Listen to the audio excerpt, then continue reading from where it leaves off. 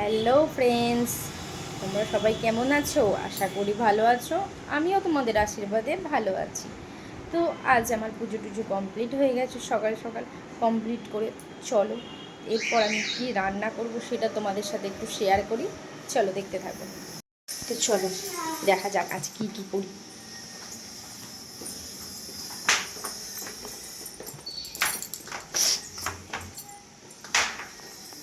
তো এদিকে দেখো আমটা সেদ্ধ করা হচ্ছে, আমের টক হবে। আর এদিকে হচ্ছে ডাঁটা কাটা আছে, ডাঁটা পোস্ত করা হবে। আর এদিকে থোড় আছে, থোড়টাকে ভাজা করা হবে। এদিকে আলু চচ্চড়ি কমপ্লিট হয়ে গেছে, এদিকে ডাল কমপ্লিট, ভাত। তো তোমরা তো দেখলেই বন্ধুরা আমার কি কি রান্না হবে আর কি কি রান্না হয়ে গেছে। চলো এরপর আমি দেখাবো। আগে আমি ব্রেকফাস্ট কমপ্লিট করি, অনেক বেঁচেও গেছে। চলো বন্ধুরা, কিছু তো রান্না আমার কমপ্লিট হয়ে আছে, এখন বাকি আছে ডাটা পোস্ত, থোড় ভাজা আর টকটা করবো। টকটা সেদ্ধ হচ্ছে, তার আগে আমি ব্রেকফাস্টটা করে নিই, কারণ অনেক বেজে গেছে, প্রায় 11:45 বাজে। আমার এমনিতে ব্রেকফাস্ট করতে প্রচণ্ড দেরি হয়ে যায়, সব কিছু গুছিয়ে একবারে করতে একটু সময়টাই লাগে। আর চলো বন্ধুরা, আপনার তো একটু পরে আমি দেখাচ্ছি, খাওয়াটা কমপ্লিট করে নিই। প্রচণ্ড গরম করছে, বুঝতে পারছো, ঘেমে গেছি। বন্ধুরা টকটা একটু ঝট করে নিই।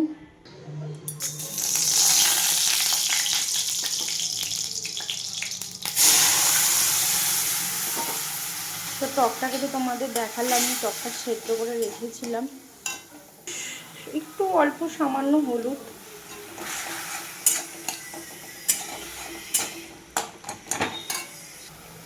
অল্প একটু সামান্য নুন দিলাম। নুন তো দিতেই হবে স্বাদের জন্য, তাই না? তো তারপর যা টক, চিনিটা তো বেশি করেই দিতে হবে।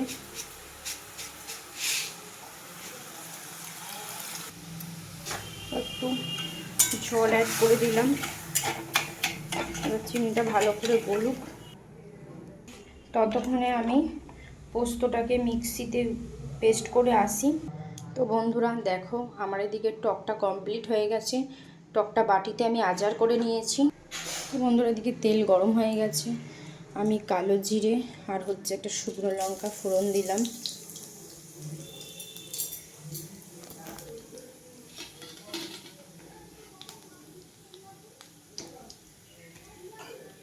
তো এটাকে একটু নাড়াচাড়া করলাম। এদিকে থোড়টাকে কেটে নুন দিয়ে মাখানো ছিল, এবার থোড়টাকে দিয়ে দিতে হবে। ভালো করে জলটাকে চিপে দিতে হবে।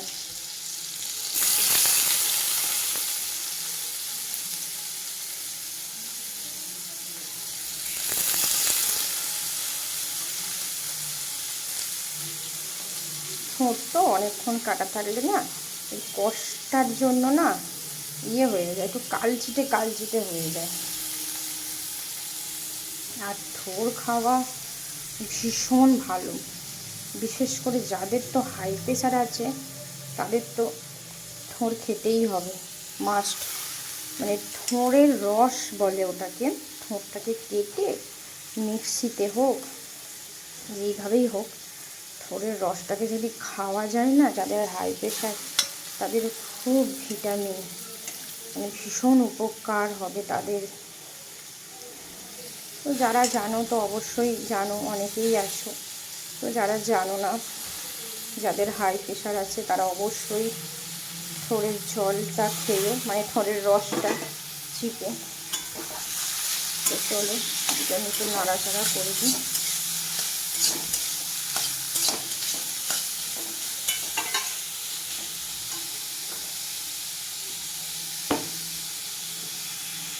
ওটা নুন দিয়ে মাখানো ছিল, একটু হলুদ অ্যাড করবো শুধু।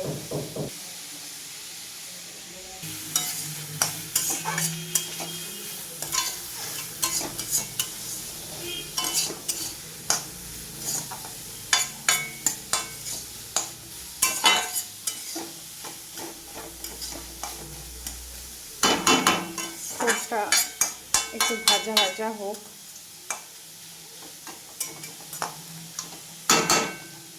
একটু ভালো করে নাড়িয়ে দিয়ে এবার এটা এই যে ঢাকা দিয়ে দিলাম, ঢাকা দিলাম, হোক এবার এটা। তো চলো এবার আমি যাই, দেখি ছেলে কি করছে। আমার তো এই একটাই কাজ, আমি রান্না করব আর ছেলেকে দেখতে আসবো।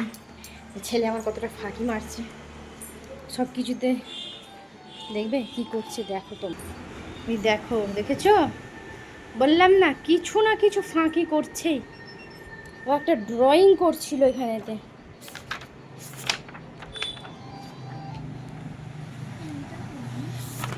কি করছিলি সেটা কোথায়? এই যে ও হচ্ছে এই সমস্ত কার্টুন আঁকতে না প্রচুর ভালোবাসে। ওকে আমি যত বলি বাবা স্যার যে এগুলো করেছে সেইগুলো করার চেষ্টা কর, ও করবে, কিন্তু ঘুরিয়ে ফিরিয়ে সেই কার্টুন। তো দেখো এখনও পুরোটা কমপ্লিট হয়নি, করছে, ও রেস্ট করছে। ও আমাকে বলবে মা আমি তো হাঁপিয়ে গেছিলাম, ওই কারণে একটু রেস্ট করছি। আমি বলি বাবা তোকে তো আমি সারাদিনে কত কাজ দিই, ঘরের রান্না বান্না সমস্ত তো আমার বাবাই করে, ওই জন্য ও রেস্ট নেয়। মায়ের রেস্ট নেওয়ার টাইম নেই, মা নেবে একবারে কাজ সেরে রান্না করে তারপর। আমি রান্না করবার সময় কোনো আমার কাছে রেস্ট থাকে না। তো চলো বন্ধুরা, ওর সাথে একটু বসি, ছেলের সাথে একটু দেখিয়ে দিই, তারপর আমি আবারও নিচে যাব। আমার ওদিকে ঠোঁটটা চাপানো আছে। চলো এখনকারের মতন রাখি।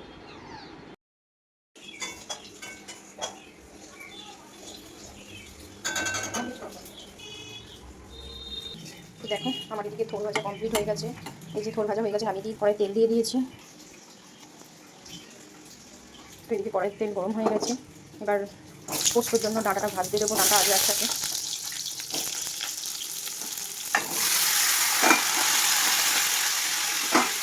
সেটা ডাঁটা পোস্ত করা হবে। তার ডাঁটা পোস্ত খেতে ভালো লাগে অবশ্যই জানিও। আর আমি তো ডাঁটাটাই ভালোবাসি, মানে ডাঁটাটা আমার ভীষণ ভালো লাগে।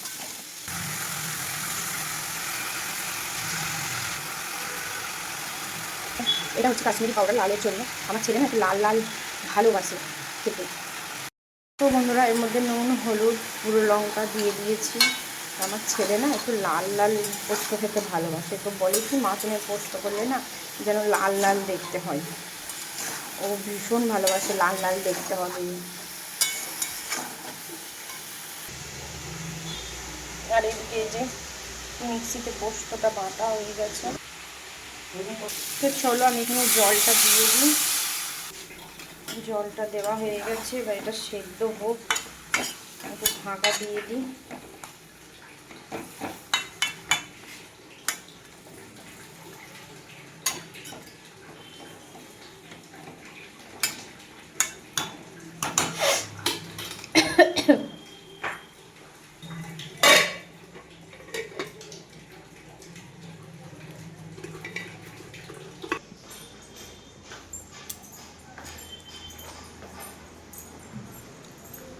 তো চলো আমার যা কাজ, আমি আবারও উপরে যাব। আমি এই করি, একবার করে চাপাই আর একবার করে ছেলের কাছে আসি, কারণ কতক্ষণ বসে থাকবো আর কতক্ষণ দাঁড়িয়ে থাকবো, ওই কারণে। এই গরম করছে। তো দেখো আবার আঁকাটাকে শুরু করেছে। বললাম না একটু রেস্ট নেবে, একটু করবে, ও একটু রেস্ট করে, একটু করে, নাহলে ওর ভালো লাগে না, বলে মা আমাকে একটু রেস্ট করতে হয়। হয়ে গেছে বাবাই রেস্ট হয়ে গেছে? আচ্ছা বেশ।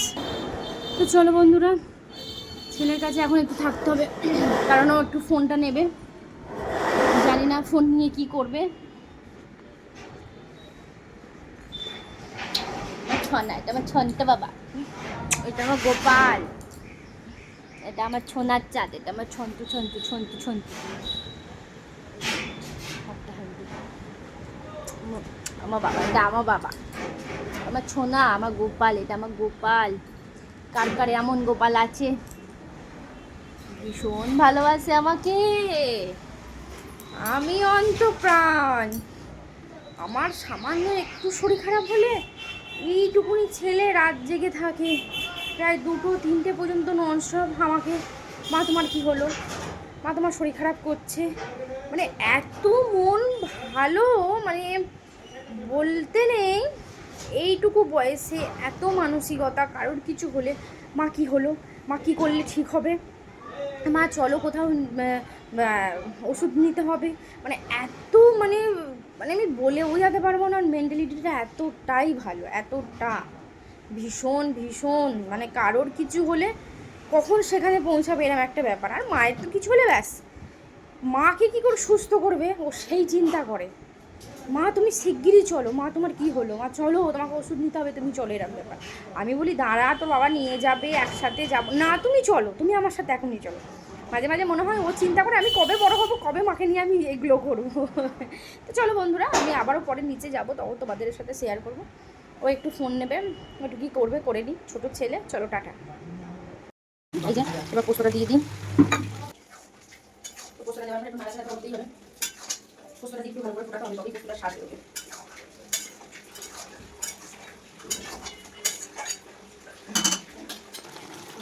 এই যে নাড়াচাড়া হয়ে গেছে, পোস্তটা ফুটছে, তো ফোটা হয়ে গেলে একটু ফুটে যাক, ঝোলটা নেমে ইয়ে হয়ে যাক, ঝোলটা কমে যাক, দিয়ে নামিয়ে দেবো। একটু মাখা মাখা না করলে না ভালো লাগে না, একটু শুকনো শুকনো ভাব হবে, তবেই পোস্তটা স্বাদ হবে। তো দেখো বন্ধুরা, এদিকে আমার পোস্ত কমপ্লিট, তো আমার সব রান্না কমপ্লিট হয়ে গেছে। এবার এটাকে আমি থালাতে আচার করে নেবো পোস্তটাকে। তো বন্ধুরা, এই যে আমার থালায় নামানো কমপ্লিট হয়ে গেছে। তো কার এরকম ডাটা পোস্ত খেতে ভালো লাগে নিরামিষ দিনে অবশ্যই জানিও।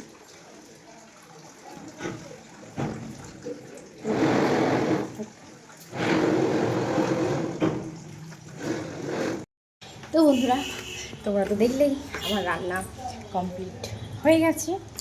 তো এবার আমি রেস্ট করবো, ভীষণ গরম হচ্ছে, আমার আর ভালো লাগছে না। তো বন্ধুরা, এই গরমে তোমরা সকলে ভালো থাকো, সুস্থ থাকো। আর আমার এই ভিডিও তোমাদের কেমন লাগে অবশ্যই জানিও, রান্নার ভিডিও তোমাদের কেমন লাগে বা আমি কি কি করি। তো চলো আজ এই পর্যন্তই, সকলে ভালো থাকো, সুস্থ থাকো। তো সকলে ভালো থাকো, সুস্থ থাকো। চলো বাই, টাটা। আবারও নেক্সট কিছু নিয়ে আমি অবশ্যই আসবো। আজ এই পর্যন্তই, প্রচণ্ড হাঁপিয়ে গেছি বুঝতেই পারছো, আর বিচ্ছিরি গরম করছে যাকে বলেন। এবার এখন আমি রেস্ট, মানে একদম আমার রেস্ট নেওয়ার পালা। মানে রান্নার পর আমার রেস্ট না দিলে আমার মাথা কাজ করবে না, কারণ খেতে ভালো লাগবে না, কোনো কিচ্ছু ভালো লাগবে না, মানে আমি গল গল করে ঘামছি। তো চলো বন্ধুরা, টাটা, সকলে ভালো থাকো, সুস্থ থাকো। আর বেশি বেশি করে ছবি পোস্ট করো, ভিডিও পোস্ট করো, নতুন নতুন কন্টেন্ট দাও। তো চলো আজ এই পর্যন্তই, আবারও পরে দেখা হবে। হচ্ছে আমি মশলা দিয়ে রোদে দিয়েছিলাম যাতে না বারে বারে কেটে আমাকে খেতে হয়, তো সেই কারণে। আর দেখো এখন বেলা বাজে 1টা, রাস্তাঘাট পুরো ফাঁকা, একদম ফাঁকা, কোনো লোক জনবসতি কিচ্ছু নেই। কেন বলো তো, প্রচণ্ড গরম, প্রচণ্ড গরম পড়েছে, সেই কারণে তো এটা করেছিলাম। তো ভাবলাম ভিডিওটা তো শেষ করে দিলাম, চলো আর একবার তোমাদের সাথে একটু শেয়ার করে দিই, কারণ এটাকে দেখে আমার নিজেরই জিভে জল চলে আসছে, মনে হচ্ছে আমি একটু কখন খাবো।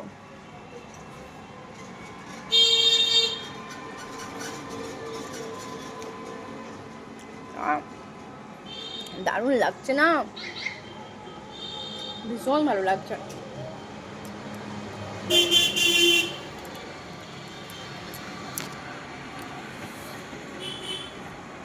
আর এই গরমে টক খাওয়া তো ভীষণ ভালো, মানে কাজ বলো কোনো কিছু সেটা দূরে রাখে, ভীষণ ভালো টক খাওয়া গরমে।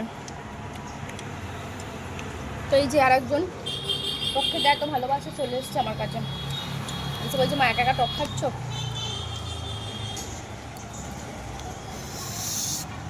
তো চলো বন্ধুরা, আমি টাটা বলে দেওয়ার পরও আবারও বলছি, সকলে ভালো থাকো, সুস্থ থাকো, বাই বাই।